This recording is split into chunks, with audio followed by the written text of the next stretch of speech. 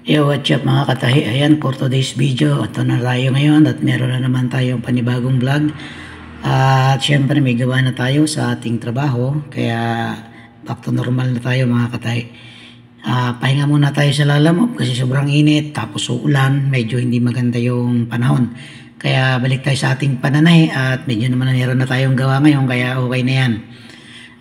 Pagpatuloy na lang natin ang ating paglalalamog sa susunod na mga araw at itong wala tayong gawa. Since na may gawa naman tayo ngayon, dito muna tayo sa pananahi mga idol.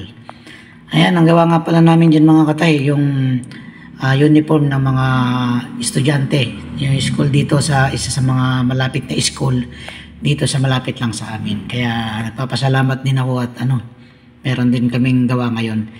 Ayan nga, kahit nga sabi ko nga kalagi, kung tayo ay merong ibang pinagkakakitaan, mas mainam kasi kung halimbawa katulad yan, wala kaming tahi dati, na meron na uli, o meron tayo ibang pwedeng pagkakitaan. Hindi masamang magdagdag ng hingka mga katahi. Ang mahalaga, basta yung ginagawa natin, moral, etikal, at wala tayong nasasagataang tao. Ayan lang muna mga katahi, wala naman akong ibang masabi.